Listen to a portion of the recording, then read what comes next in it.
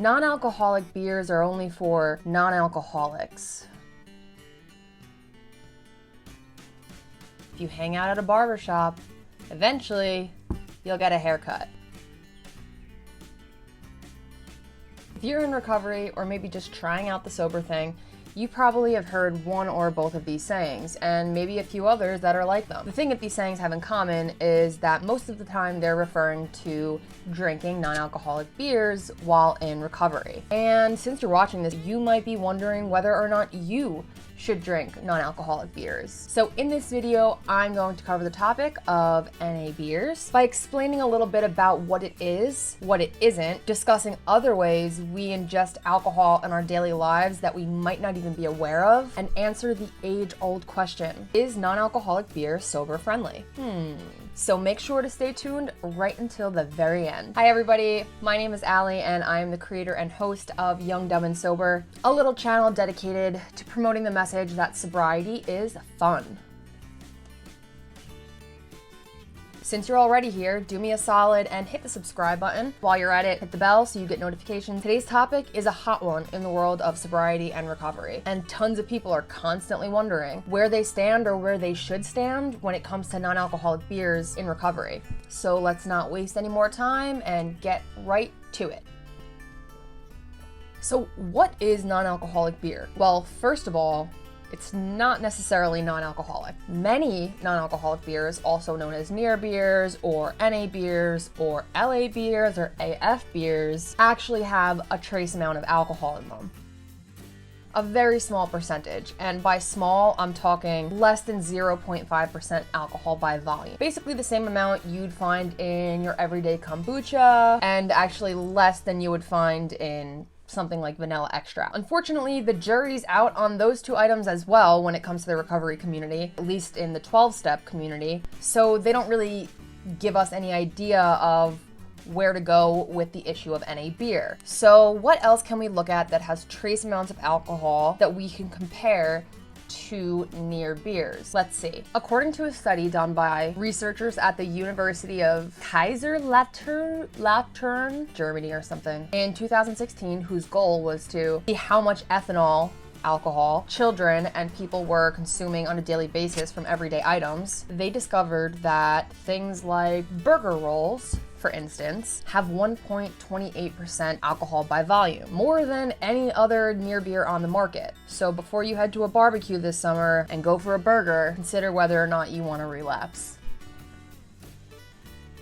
on a bun. A very ripe banana, which has 0.4% alcohol by volume. Only a little bit less than most non-alcoholic beers, and actually more than some of the completely alcohol-free ones. Obviously. Watch out for bananas, y'all. Apple juice, orange juice, and grape juice. And I mean actual grape juice. That's not just like a cute way of saying wine. They also have around 0.4% ABV. And then there's soy sauce, which blows them all out of the water with a staggering 2% alcohol by volume. So what does all of this really mean though? If we're abstaining from alcohol or if we're in recovery, we should skip our morning banana or eat sushi sans soy sauce? Gross. And of course not. Unless, I mean, you seriously think any of those things would be an issue for you, in which case, do your thing. But generally speaking, I'm pretty sure that these things would not trigger any kind of relapse. Do you, sis? However, it goes without saying that it's pretty much impossible to get drunk from any of these things. What that means is you've probably ingested some trace amounts of alcohol since you've gotten sober without even really knowing it. The thing is that there's kind of a huge difference between unknowingly ingesting small amounts of alcohol through food and beverage and knowingly ingesting that same amount of alcohol through NA or near beers. What's the difference? Sensory cues. Who the heck is she? Without getting too sciencey about it, think of the five senses.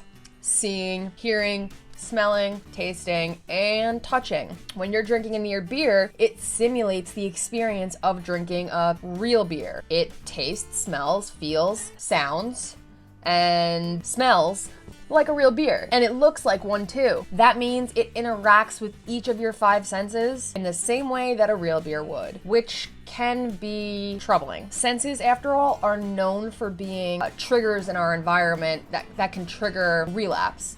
Like, for instance, if you always used to get drunk at the park and you are walking past the park, you might smell the fresh grass or, see people playing baseball in the field. And because those things happened and your senses were awakened when you were actually drinking, now that you're sober, your senses still react to the same stimuli, grass and people, or whatever. Like I said, I'm not a scientist or a doctor. So it becomes a potential problem as it relates to triggers for people who have any kind of substance abuse issues related to alcohol. Any one of those cues can kind of awaken the beast, for lack of a better phrase. The taste of the beer on your tongue, the feeling of a cold glass, the frothy look of it bubbling at the top, or whatever that stuff is. The head, is that what it's called? That's fucking gross. And depending on where you're drinking it, like if you're at a bar environment or somewhere else out with your friends, that someplace you used to get drunk,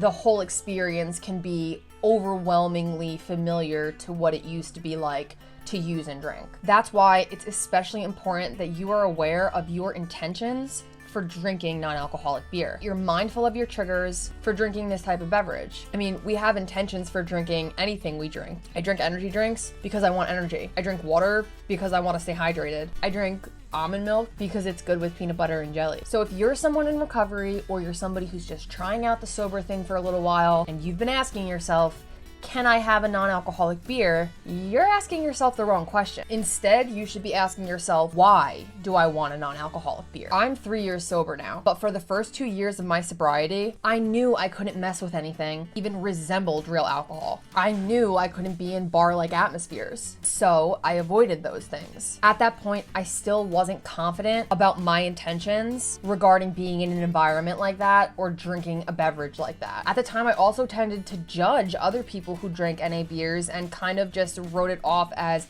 oh, they're on their way to a relapse, or they just want the real thing. And thankfully, I'm not that much of an asshole anymore, and I've let my mind expand and understand things are gray rather than black and white in the world of recovery. But that's another story, because now that I drink NA beers myself and even do reviews about them over on Young, Dumb, and Sober, I know that it's not a matter of whether or not it's okay to drink NA beers in sobriety. It's a matter of whether or not it's okay for you to drink NA beers in sobriety. So if you got to this video because you're desperate for a reason to drink near beers and you want someone to co-sign that for you, then you probably shouldn't drink it. If you're in early recovery, you probably shouldn't drink it, at least not until sobriety is the norm for you. If you're struggling with your sobriety or mental health, you probably shouldn't drink it. If you're obsessing about getting to or being allowed to drink non-alcoholic beers, you guessed it, you probably shouldn't. If you know that tasting, smelling,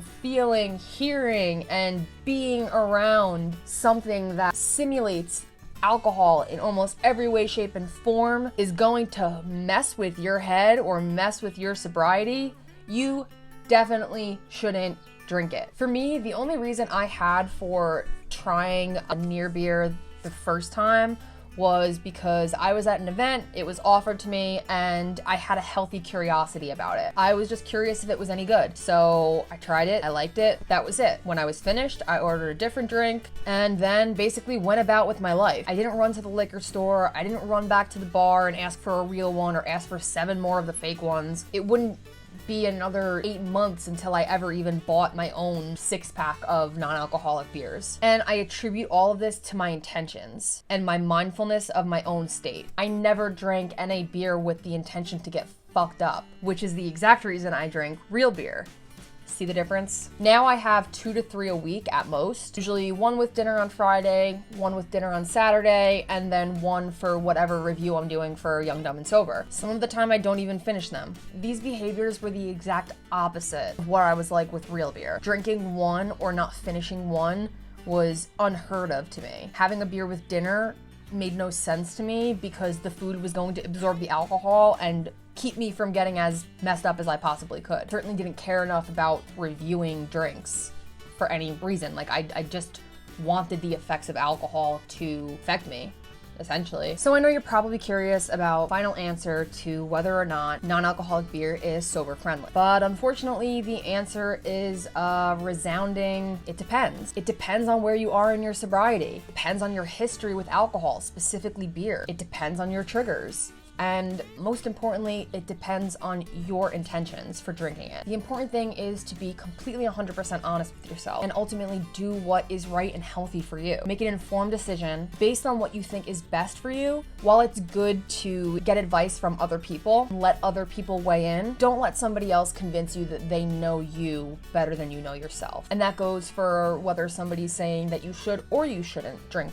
non-alcoholic beer. At the very least, if you have a sponsor or a sober mentor, a sober coach, or you just have like a sober network of people, I really hope you do. You know, talk it out with somebody, talk it out with your therapist, if anything. Like that's what I did too. After I started doing the reviews, I was honest with her about it, and we just kind of worked out what my intentions were and realized that they were benign and that it wasn't dangerous for my sobriety in any way. And also kind of I committed to the fact that if it ever came to a point where it was messing with me, that I would be honest and come forward about that, and that I would obviously stop drinking it. So talk to the people you trust, converse with them about your own intentions, journal it out, do whatever you normally do to kind of process stuff like this. In your gut, you will know what's right and what's wrong for you. And if you don't know the difference between right or wrong at this point in life, you probably shouldn't drink it. Okay, everyone, that has been today's video, this month's video. If you're still watching, like this video, please. If you like it even if you don't like it, why not? It doesn't hurt you. Or just dislike it. You know what? Any kind of feedback is great. Subscribe to this channel, head over to Young, Dumb, and Sober and subscribe over there if you want to see some of my videos. Your thoughts about non-alcoholic beers. Are you for them or against them? Somewhere in the middle, comment below. All right, see you next time.